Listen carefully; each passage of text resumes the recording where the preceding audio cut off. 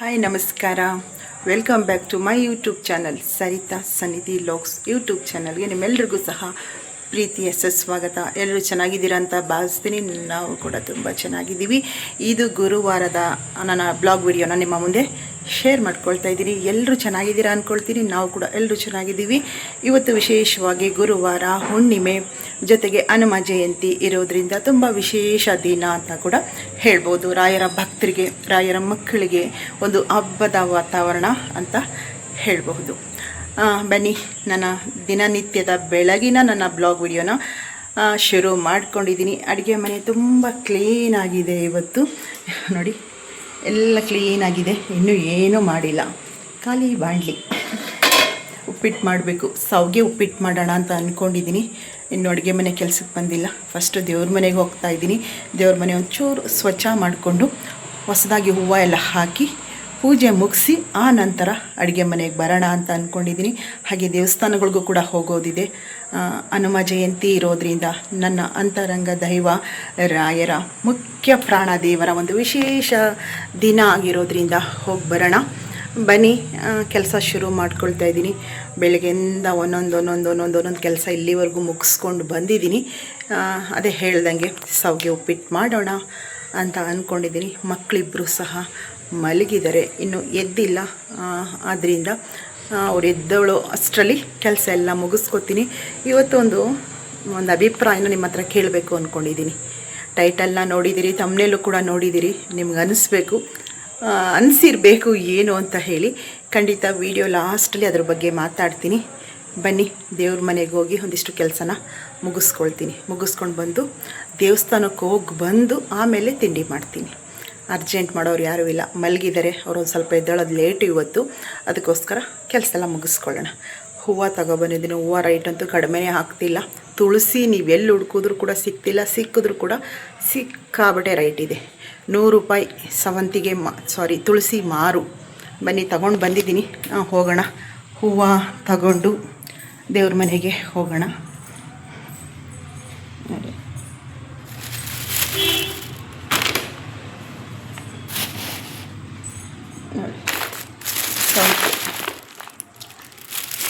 ಸವಂತಿಗೆ 1 ಮಾರು ತಗೊಂಡೆ. ಸವಂತಿಗೆ ಬಂದು 60 ರೂಪಾಯಿ ಮಾರಿತ್ತು. ಹಾಗೆ ತುಳಸಿ ಬೇಕಲ್ಲ, ಇಡೀ ಹುಣಸೂರೆಲ್ಲ ತುಳಸಿ ಬಜಾರೊಳಗೆ ಪೂರ್ತಿ ಹುಡುಕಿದ್ದೀನಿ, ಒಂದು ಕಡೆ ಸಿಕ್ತು. ಇದು ಬಂದು ಕಣೆಗ್ಲೆ, ಕೆಂಪು ಕಣೆಗ್ಲೆ ಹೂವು. ಇದು ನಂಗೆ ಸಿಕ್ಕಾಬಿಟ್ಟೆ, ದೇವ್ರಿಗೆ ಮುಡ್ಸೋಕ್ಕೆ ತುಂಬ ಇಷ್ಟ. ನೋಡಿ, ಇದು ಬಂದು ಮೀಟ್ರು 50 ರೂಪಾಯಿ. ಇದು ಬಂದು ಮೀಟ್ರು 50 ರೂಪಾಯಿ. ತುಳಸಿ ನೋಡಿ, ಚೆನ್ನಾಗಿದೆ ತುಳಸಿ, ಆದರೆ ಮಾರು ಬಂದು 100 ರೂಪಾಯಿ ಇದೆ ತುಳಸಿ. ತಗೊಂಡು ಬಂದಿದ್ದೀನಿ. ಈಗ ಹೂವೆಲ್ಲ ಹಾಕಿ, ಮತ್ತು ಸಾವಿಗೆ ಉಪ್ಪಿಟ್ಟು ಅಂತ ಹೇಳಿದ್ನಲ್ಲ, ಸಾವಿಗೆ ಇರಲಿಲ್ಲ ಮನೆಯಲ್ಲಿ, ಅದು ಕೂಡ ತಗೊಂಡು ಬಂದಿದ್ದೀನಿ. MTR ಅವ್ರದ್ದು ಸಾವಿಗೆ ತಗೊಂಡು ಬಂದಿದ್ದೀನಿ. ಬನ್ನಿ, ದೇವ್ರ ಮನೆಗೆ ಹೋಗೋಣ. ಹೂವಿಗೆ ನೀರನ್ನು ಹಾಕ್ಕೊಂಡು ದೇವ್ರ ಮನೆಗೆ ಹೋಗಿ ಸರಳವಾಗಿ ಭಗವಂತನ ಆರಾಧನೆ ಮಾಡಿಕೊಂಡು ಬರೋಣ. ಬನ್ನಿ.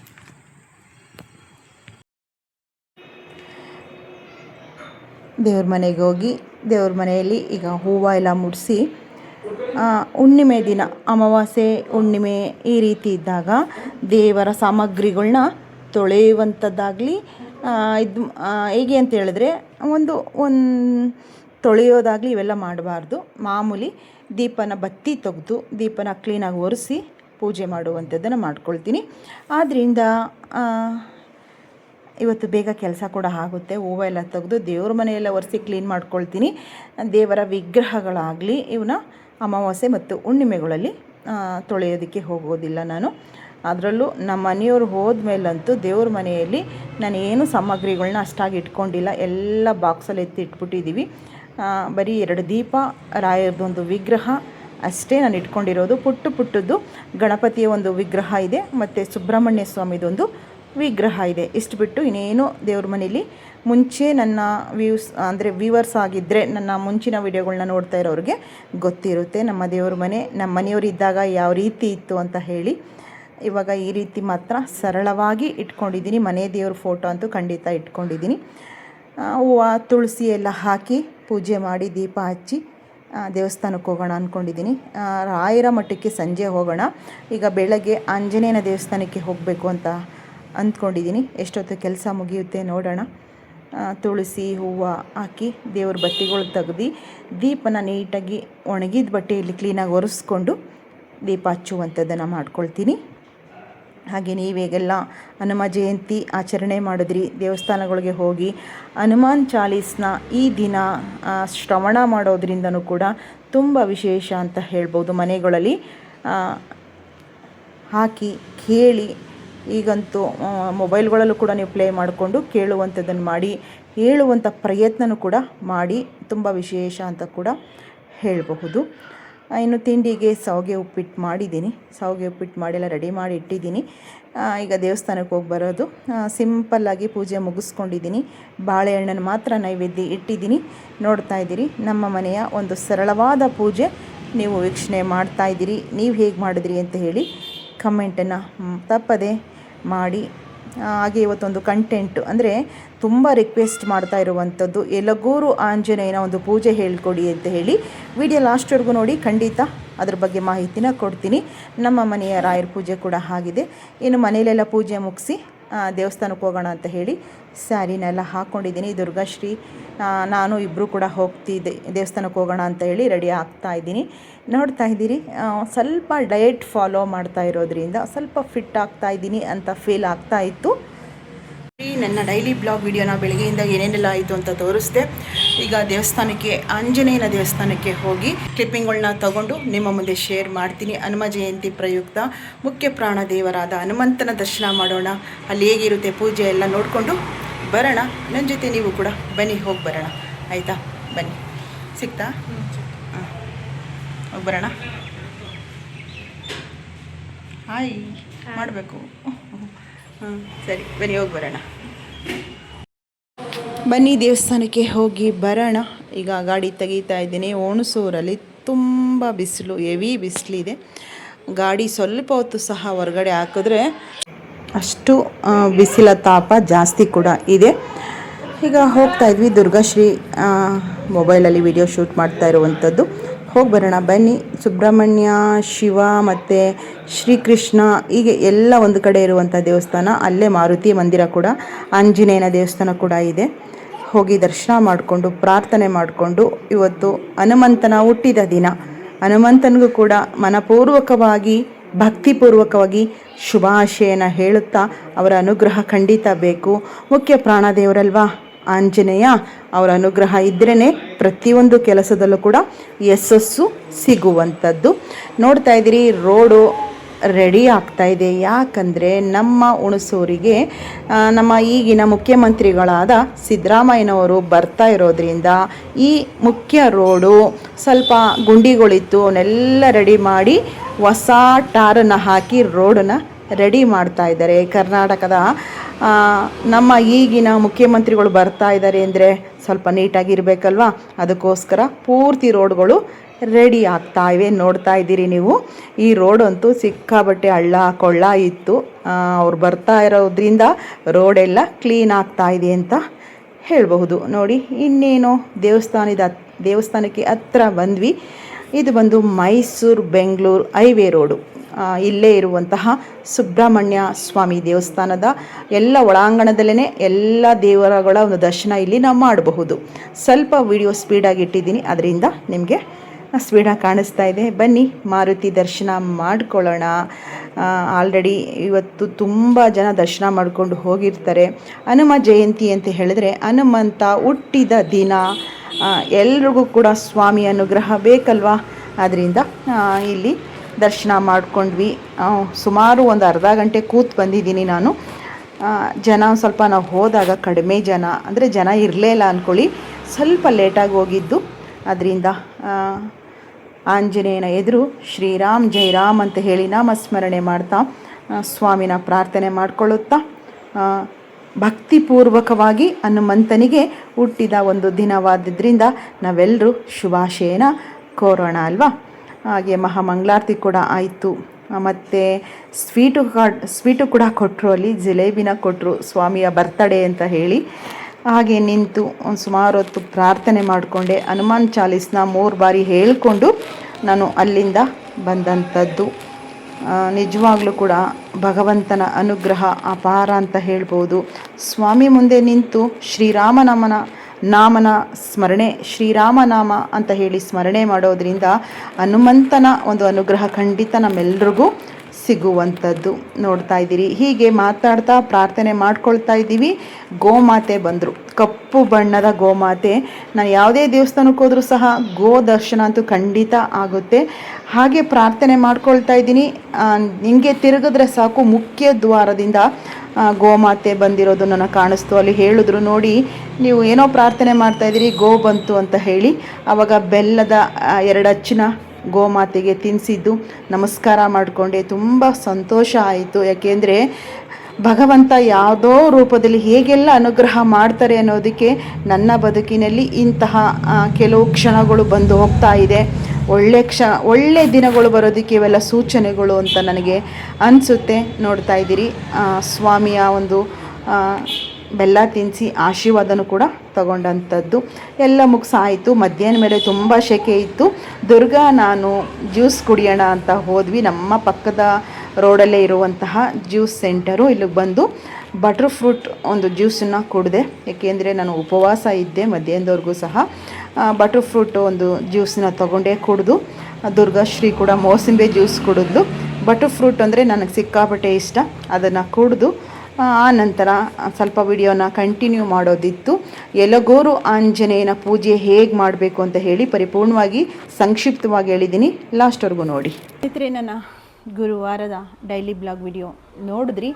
ಪುಟ್ ಕ್ಲಿಪ್ಪಿಂಗ್ಸ್ನ ಶೇರ್ ಮಾಡ್ಕೊಂಡಿದ್ದೀನಿ. ಇಲ್ಲಿವರೆಗೂ ಸಹ ಎಂಡ್ ಮಾಡುವಂಥ ಸಮಯ, ಆ ಸಮಯದಲ್ಲಿ ಒಬ್ಬರಲ್ಲ ವಾಟ್ಸಪ್ಪಲ್ಲಿ ತುಂಬ ಹೆಣ್ಮಕ್ಳು ಯಲಗೂರು ಆಂಜನೇಯನ ಒಂದು ವ್ರತನ ಈ ಚಾನಲಲ್ಲಿ, ಅಂದರೆ ನನ್ನ ಈ ಹೊಸ ಚಾನಲಲ್ಲಿ ವ್ರತದ ಬಗ್ಗೆ ಹೇಳಿಕೊಡಿ ಅಕ್ಕ, ಏಕೆಂದರೆ ಮೊದಲಿದ್ದಂಥ ವಿಡಿಯೋ ನಮಗೆ ಸಿಗ್ತಾ ಇಲ್ಲ ಅಂತ ಕೇಳ್ತಾ ಇದ್ದೀರಿ.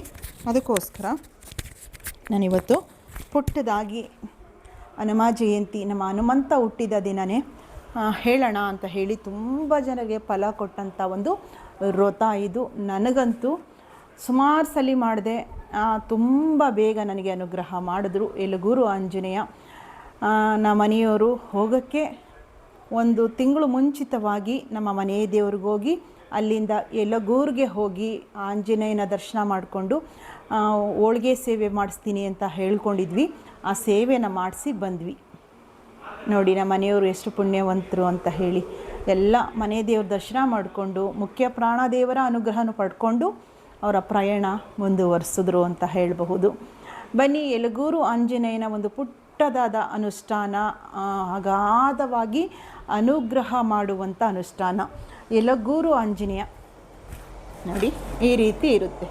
ಯಲಗೂರು ಆಂಜನೇಯ ಈ ಒಂದು ಹಳೆಯ ಒಂದು ಫೋಟೋ, ಈ ಫೋಟೋನೇ ಇಟ್ಕೋಬೇಕು ಮನೆಯಲ್ಲಿ ವ್ರತ ಮಾಡುವಾಗ. ಇಲ್ಲ ಅಂದರೆ ಮಾಮೂಲಿ ಮಾರುತಿ ಫೋಟೋ ಇಟ್ಕೋಬೋದು. ಇಟ್ಕೊಳ್ಳೋದ್ರಿಂದ ನೋಡಿ, ಈ ಬಾಲಕ್ಕೆ ಗಂಧ ಲೇಪನ ಮಾಡ್ಕೊಂಡು ಬರೋದೇ ಈ ಅನುಷ್ಠಾನದ ಒಂದು ವಿಶೇಷ ಅಂತ ಹೇಳ್ಬೋದು. ಶನಿವಾರ ಶುರು ಮಾಡಿಕೊಂಡು ಪ್ರತಿನಿತ್ಯನೂ ಮಾಡಬಹುದು. ಇಲ್ಲ ಶನಿವಾರ ಆದರೂ ಸಹ ಅನುಷ್ಠಾನನ ಮಾಡುವಂಥದ್ದು. ಯಲಗೂರು ಆಂಜನೇಯನಿಗೆ ಗಂಧ ಲೇಪನದ ಒಂದು ಅನುಷ್ಠಾನ ಇದಾಗಿರುತ್ತೆ. ಶೀಘ್ರದಲ್ಲಿ ಅನುಗ್ರಹ ಮಾಡ್ತಾರೆ. ತುಂಬ ವಿಶೇಷ ಈ ಅನುಷ್ಠಾನ ಅಂತ ಹೇಳಬಹುದು. ಯಲಗೂರು ಆಂಜನೇಯನ ಫೋಟೋ ಅಂತ ಹೇಳಿದ್ರೆ ಅವರು ಎಡದ ಭಾಗಕ್ಕೆ ತಿರುಗಿಕೊಂಡಿದ್ದಾರೆ, ಅಂದರೆ ಅವರ ಎಡ ಭುಜದ ಕಡೆ ತಿರುಗಿದ್ದಾರೆ ಮಾರುತಿ. ಈ ಫೋಟೋನ ನಾವು ಹೇಗೆ ಅಂದರೆ ಉತ್ತರದ ಗೋಡೆಗೆ ಹಾಕಬೇಕು, ಅಂದರೆ ದಕ್ಷಿಣಕ್ಕೆ ನಾವು ತಿರುಗಿಸೋ ಥರ ಹಾಕಬೇಕು. ದಕ್ಷಿಣಕ್ಕೆ ತಿರುಗಿಸಿದ್ರೆ ನಾವು ಫೋಟೋನ, ಆಂಜನೇಯನ ಫೋಟೋ ಪೂರ್ವಕ್ಕೆ, ಅಂದರೆ ಅವರ ಮುಖ ಪೂರ್ವಕ್ಕೆ ನೋಡುತ್ತೆ. ಹೀಗೆ ಇಟ್ಕೊಳ್ತೀವಿ ಅಂದ್ಕೊಳ್ಳಿ. ಇಟ್ಕೊಂಡಾಗ ಅವ್ರ ಮುಖ ಇದೆಯಲ್ಲ ಎಡಭಾಗಕ್ಕೆ ತಿರುಗಿರೋದು ನೆನಪಿಟ್ಕೊಳ್ಳಿ. ಯಲಗೂರು ಆಂಜನೇಯನ ಫೋಟೋ ತೊಗೊಂಡ್ರೆ ಅವರ ಮುಖ, ಮಾರುತಿಯ ಮುಖ ಎಡಭಾಗಕ್ಕೆ ತಿರುಗಿರುತ್ತೆ, ಎಡ ಭುಜದ ಕಡೆ ತಿರುಗಿರುತ್ತೆ. ಇಂಥ ಫೋಟೋನ ನಾವು ನಮ್ಮ ಮನೆಯಲ್ಲಿ ಆದಷ್ಟು ಉತ್ತರದ ಗೋಡೆಗೆ ಒರಗಿಸಿ ಇಡಬೇಕು. ನೀವು ಉತ್ತರದ ಗೋಡೆಗೆ ಇಟ್ಟರೆ ಆಂಜನೇಯನ ಮುಖ ಆಗ ಪೂರ್ವಕ್ಕೆ ತಿರುಗಿರೋಂಗಿರುತ್ತೆ. ಹಾಗೆ ಇಟ್ಕೋಬೇಕು. ವ್ರತಾಚರಣೆ ಮಾಡುವಂಥವರು ಹಾಗೆ ಇಟ್ಕೊಂಡು ಸಂಕಲ್ಪಪೂರ್ವಕವಾಗಿ ಬ್ರಾಹ್ಮಿ ಮುಹೂರ್ತದಲ್ಲೇ ಶುರು ಮಾಡ್ಕೊಳ್ಳಿ. ಏನಿಲ್ಲ, ತುಂಬ ಸರಳ. ಮಾರುತಿಗೆ, ಆಂಜನೇಯನಿಗೆ ಆದಷ್ಟು ಗಂಧ ಸಿಂಧೂರ ಲೇಪನ ಅಷ್ಟೇ, ಕುಂಕುಮ ಹಚ್ಚಕ್ಕೆ ಹೋಗಬಾರ್ದು. ಸಿಂಧೂರ ಹಾಗೂ ಗಂಧ ಹಚ್ಚುವಂಥದ್ದನ್ನು ಮಾಡಬೇಕು. ಪುಷ್ಪ, ಹೂವು, ಪತ್ರೆ ನಿಮಗೆ ಏನನ್ನು ಹಾಕಬಹುದು ಆ ರೀತಿ ಹಾಕಿ, ತುಳಸಿ ಇಲ್ಲದೇ ಪೂಜೆ ಮಾಡಬೇಡಿ. ಮಾರುತಿಗೂ ಕೂಡ ತುಳಸಿನೇ ಪ್ರಿಯವಾದದ್ದು ಅಂತ ಕೂಡ ಹೇಳಬಹುದು. ಹೀಗೆ ಒಂದು ಶನಿವಾರ ನೀವು ಶುರು ಮಾಡ್ಕೊಳ್ಳಿ. ನೀವೇನನ್ನು ಬೇಡ್ಕೊಳ್ತೀರಿ ಅದನ್ನು ಆ ದಿನ ಮಾತ್ರ ಒಂದು ಕೆಲಸದ ಕಾರ್ಯನ ನೀವು ಆರೈಕೆ ಮಾಡ್ಕೋಬೇಕು. ಆಯಿತಾ? ಸಾಧ್ಯ ಮಾಡಿಕೊಳ್ಳುವಂಥ ಪ್ರಭುಗಳು ಅಂದರೆ ಆಂಜನೇಯ ಅಂತ ಹೇಳಬಹುದು. ಆದ್ದರಿಂದ ನೀವೇನು ಸೈಟ್ ಮಾರೋಕ್ಕಾಗ್ತಾ ಇಲ್ವಾ, ಭೂಮಿ ವಿಷಯಕ್ಕೆ ಸಂಬಂಧಪಟ್ಟಂತೆ, ಕೋರ್ಟು ಕಚೇರಿ ವಿಷಯಕ್ಕೆ ಸಂಬಂಧಪಟ್ಟಂತೆ, ಮತ್ತು ಕೆಲಸಕ್ಕೆ ಹಿಂಗೆ ಏನು ಸಮಸ್ಯೆಗಳಿರುತ್ತೋ ಅವ್ರ ಬಗ್ಗೆ ನೀವು ಅದ್ರ ಬಗ್ಗೆ ಅರಿಕೆ ಮಾಡಿಕೊಂಡು ಗಂಧನ ಹಚ್ಚುತ್ತಾ ಹೋಗಬೇಕು. ಆ ದಿನ ಮಹಾಗಣಪತಿಗೆ ಒಂದು ಪ್ರಾರ್ಥನೆ ನೈವೇದ್ಯ ಇಡಿ. ನಿಮ್ಮ ಕುಲದೇವರಿಗೆ ಪ್ರಾರ್ಥನೆ ನೈವೇದ್ಯ ಇಟ್ಟು, ನಮ್ಮೆಲ್ಲರಿಗೂ ಕುಲಗುರು ಅಂದರೆ ನಮ್ಮ ರಾಯರು, ಅವರನ್ನಂತೂ ಬೇಡ್ಕೊಂಡು ಮಾರುತಿಯಲ್ಲಿ ಶ್ರೀರಾಮ್ ಜೈರಾಮ್ ಅಂತ ಹೇಳಿ ಪ್ರಾರ್ಥನೆ ಮಾಡಿಕೊಂಡು, ರಾಮನ ನಾಮಸ್ಮರಣೆಯೂ ಕೂಡ ತುಂಬ ವಿಶೇಷ ಅಂತ ಹೇಳ್ಬೋದು. ಮಾರುತಿಯ ಮುಂದೆ, ಆಂಜನೇಯನ ಮುಂದೆ ರಾಮನ ನೆನೆದ್ರೆ ಅವ್ರಿಗೆ ಪ್ರಿಯ ಅಂತ ಹೇಳಬಹುದು ಮಾರುತಿಗೆ. ಆದ್ದರಿಂದ ಆ ದಿನ ಸಂಕಲ್ಪಪೂರ್ವಕವಾಗಿ ನೀವು ಕೈಯಲ್ಲಿ ತುಳಸಿ ಅಕ್ಷತೆ ಇಟ್ಕೊಂಡು ಸಂಕಲ್ಪ ಮಾಡ್ಕೋಬೇಕು. ನೈವೇದ್ಯಕ್ಕೆ ಬಂದು ನಿಮ್ಮ ಒಂದು ಶಕ್ತಿ ಅನುಸಾರ ಹಾಲು ಸಕ್ಕರೆ, ಕಲ್ಲು ಸಕ್ಕರೆ, ಬಾಳೆಹಣ್ಣು, ತೆಂಗಿನಕಾಯಿ, ಈ ರೀತಿ ಹಣ್ಣುಗಳನ್ನ ಇಟ್ಟು ನೀವು ನಿಮ್ಮ ಶಕ್ತಿ ಅನುಸಾರ ಇಟ್ಕೊಳ್ಳಿ. ಹಾಗೆ ದೀಪನ ಎಳ್ಳೆಣ್ಣೆಯ ದೀಪನ ಹಚ್ಚುವಂಥದ್ದನ್ನು ಮಾಡಿ. ಪ್ಯೂರ್ ಎಳ್ಳೆಣ್ಣೆ ತಂದಿಟ್ಕೋಬೇಕು. ಶನಿವಾರ ಮಾರುತಿಯ ಮುಂದೆ 2 ದೀಪಕ್ಕೆ ಎಳ್ಳೆಣ್ಣೆಯಿಂದ 2 ಬತ್ತಿನ ಹಾಕಿ ನೀವು ದೀಪನ ಹಚ್ಚಿ, ರಂಗೋಲಿಯಲ್ಲಿ ಶ್ರೀರಾಮ್ ಜೈರಾಮ್ ಅಂತ ಬರೆದು ಅದ್ರ ಮೇಲೆ ಫೋಟೋನ ಇಡಿ. ಒಂದು ಪೀಠದ ಮೇಲೆ ಶ್ರೀರಾಮ್ ಜೈರಾಮ್ ಅಂತ ಬರೀಬೇಕು. ನಂತರ ಮಾರುತಿಯ ಫೋಟೋನ ಇಟ್ಟು ಗಂಧ ಲೇಪನ ಮಾಡಿ, ಗಂಧನ ಹಚ್ಚಿ, ತುಳಸಿ ಅಂದರೆ ಹೂವು, ಪತ್ರೆ ಹಾಗೆ ತುಳಸಿ ಎಲ್ಲ ಸಹ ಹಾಕಿ ನೈವೇದ್ಯ ಇಟ್ಟು ನೀವು ಸಂಕಲ್ಪ ಮಾಡಿಕೊಂಡು ಪೂಜೆನ ಶುರು ಮಾಡ್ಕೋಬೇಕು. ನೀವೇನನ್ನ ಕೇಳ್ಕೊಳ್ತೀರೋ ಅದನ್ನು ಕೇಳಿಕೊಂಡು ದಿನ ಮಾಡ್ತಿರೋ ಇಲ್ಲ ಶನಿವಾರ ಮಾಡ್ತಿರೋ ಅದನ್ನು ಸಂಕಲ್ಪದಲ್ಲಿ ಹೇಳ್ಕೊಂಡು ಒಂದು ಗಂಧ ಸಿಗುತ್ತೆ, ಗ್ರಂಥಿಗೆ ಅಂಗಡಿಗಳಲ್ಲಿ ಸಿಗುತ್ತೆ ಗಂಧ, ಪ್ಯೂರ್ ಗಂಧ ಸಿಗುತ್ತೆ, ತಂದಿಟ್ಕೊಳ್ಳಿ. ಒಂದು ಬಟ್ಟಿನಷ್ಟಗಳ ತಗೋಬೇಕು ನೀವು. ಅಂದರೆ ಒಂದು ಚೂರು ಶುದ್ಧವಾದ ಜಲನ ಹಾಕಿ ಕಲಸಿಟ್ಕೊಳ್ಳಿ. ಕಲಸಿಟ್ಕೊಂಡು ಗಂಧ ಲೇಪನನೇ ಈ ವ್ರತದ ಒಂದು ವಿಶೇಷ ಅಂತ ಹೇಳ್ಬೋದು. ಈ ಬಾಲದ ತುದಿ ಇದೆಯಲ್ಲ, ಇಲ್ಲಿಂದ ಹಚ್ಚಬೇಕು ನೀವು. ಒಂದು ಶನಿವಾರ ಇಲ್ಲಿ ಹಚ್ಚಬೇಕು, ಮತ್ತೊಂದು ಶನಿವಾರ ಅದ್ರ ಪಕ್ಕ, ಮತ್ತೊಂದು ಶನಿವಾರ ಅದ್ರ ಪಕ್ಕ. ಈ ಥರ ದಿನ ಮಾಡ್ತೀನಿ ಅಂದರೂ ಸಹ ಇಲ್ಲಿಂದ ಶುರು ಮಾಡ್ಕೊಳ್ತೀರಲ್ವ, ಪಕ್ಕ ತುಂಬ ಗ್ಯಾಪನ್ನು ಬಿಡಬಾರ್ದು, ತುಂಬ ಹತ್ರಕ್ಕೂ ಕೂಡ ಬೇಡ. ಪಕ್ಕ ಹಚ್ಕೊಂಡು ಈ ರೀತಿ ನೀವು ಪೂರ್ತಿ ಹಚ್ಕೊಂಡು, ಕೆಲವ್ರಿಗೆ ಇಲ್ಲಿಗೆ ಬಂದಾಗ ನಿಮ್ಮ ಕಾರ್ಯ ಯಶಸ್ಸು ಸಿಗಬಹುದು, ಇಲ್ಲ ಅರ್ಧಕ್ಕೆ ಬಂದ ಮೇಲೆ ನಿಮ್ಮ ಕೆಲಸ ಆಗಬಹುದು. ಕೆಲವ್ರಿಗೆ ಪೂರ್ತಿ ಹಚ್ಚೋವರೆಗೂ ಆಗಿಲ್ಲ, ಪೂರ್ತಿ ಹಚ್ಚಿದ್ಮೇಲೆ ಈ ಬಾಲದ ತುದಿ ನೋಡಿ ಇಲ್ಲಿವರೆಗೂ ಹಚ್ಚಬೇಕು ಗಂಧನ. ಕೆಲವ್ರಿಗೆ ತುದಿ ಆಗೋವರೆಗೂ ಕೆಲಸ ಆಗಿಲ್ಲ ಅಂದರೆ ನಿಧಾನವಾಗಿ ಆದರೂ ಸಹ ಖಂಡಿತ ಆಗುತ್ತೆ. ಗಂಧ ಹಚ್ಚುವಂಥದ್ದನ್ನು ಮಾಡ್ತಾ ಹೋಗಬೇಕು. ಆಯಿತಾ? ಶನಿವಾರನಾದರೂ ಮಾಡಿ, ಇಲ್ಲ ಪ್ರತಿನಿತ್ಯನಾದರೂ ಸಹ ಮಾಡ್ಕೊಳ್ಳಿ. ಸಂಕಲ್ಪದಲ್ಲಿ ಹೇಳಿಕೊಂಡು ಮಾಡಿ. ಖಂಡಿತವಾಗ್ಲೂ ಕೂಡ ಜೊತೆಗೆ ಗೆಜ್ಜೆ ವಸ್ತ್ರ ಹಾಕುವಂಥದ್ದು, ಸಿಂಧೂರ ಮತ್ತು ಗಂಧ ಹಚ್ಚುವಂಥದ್ದನ್ನು ಮಾಡ್ಕೊಂಬನ್ನಿ. ನೀವು ಮುಖಕ್ಕೂ ಸುಧಾ ಪ್ರತಿನಿತ್ಯ ತೆಗೆದು ಮುಖಕ್ಕೆ ಹಚ್ಚಿ. ಇಲ್ಲಿ ಏನು ಬಾಲಕ್ಕೆ ಹಚ್ಚುತ್ತೀರೋ ಅದನ್ನು ನಿಮ್ಮ ಕೆಲಸ ಆಗೋವರೆಗೂ ತೆಗಿಯೋ ಹಾಗಿಲ್ಲ. ಕರೆಕ್ಟಾಗಿ ಒಂದ್ರ ಪಕ್ಕ ಹಿಂಗೆ ಹಚ್ಕೊಂಡು ಹೋಗಬೇಕು. ಆಯಿತಾ? ಹಚ್ಚಿ ಮತ್ತೆ ಗೆಜ್ಜೆ ವಸ್ತ್ರ ಮೇನು 16 + 2 16 ಗೆಜ್ಜೆ ವಸ್ತ್ರ, ಆ ಕಡೆ ಈ ಕಡೆ ಎರಡು ಹಾಕಬೇಕು. ಟೋಟಲಾಗಿ 18 ಗೆಜ್ಜೆ ವಸ್ತ್ರ ಬರುವಂತೆ ನೋಡ್ಕೊಳ್ಳಿ. 2 ಲೈನು ಮಂತ್ರ ಇದೆ, ಕೆಳಗಡೆ ಸ್ಕ್ರೀನ್ ಮೇಲೂ ಹಾಕ್ತೀನಿ, ವಿಡಿಯೋ ಕೆಳಗಡೆನೂ ಕೂಡ ಬರೆದು ಹಾಕಿರ್ತೀನಿ, ನೋಡ್ಕೊಳ್ಳಿ. 2 ಲೈನ್ ಇದೆ, ತುಂಬ ಸುಲಭವಾಗಿರುವಂಥದ್ದು. 11 ಬಾರಿಯ ಮಂತ್ರನ ಹೇಳಿಕೊಂಡು ಭಕ್ತಿ ಶ್ರದ್ಧೆಯಿಂದ ಮಾಡಿ. ಖಂಡಿತ ನನಗಂತೂ ಫಸ್ಟ್ ಮಾಡಿದಾಗ ಬರೀ 3 ಗಂಧ ಹಚ್ಚಿದ್ದು ನನ್ನ ಕೆಲಸ ಆಯಿತು.